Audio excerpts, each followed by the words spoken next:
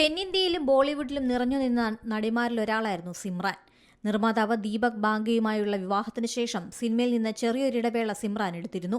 ഇപ്പോൾ അഭിനയത്തിന് പുറമെ നിർമ്മാതാവായും പിന്നണി ഗായികയായും കൊറിയോഗ്രാഫറായും ഒക്കെ സിനിമയിൽ തിളങ്ങുകയാണ് സിമ്രാൻ.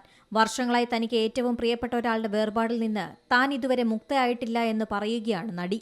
തന്റെ സഹോദരിയും നടിയുമായിരുന്ന മോണൽ നവാലിന്റെ ഓർമ്മ പങ്കുവച്ചിരിക്കുകയാണ് താരം.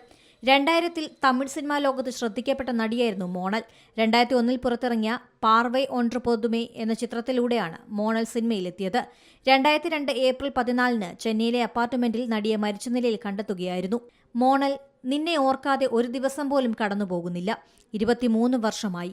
ഇപ്പോഴും നിന്റെ നിശബ്ദ നിമിഷങ്ങൾക്കായി തിരയുന്നു ഞാൻ എന്നാണ് എക്സിൽ സിമ്രാൻ കുറിച്ചത്.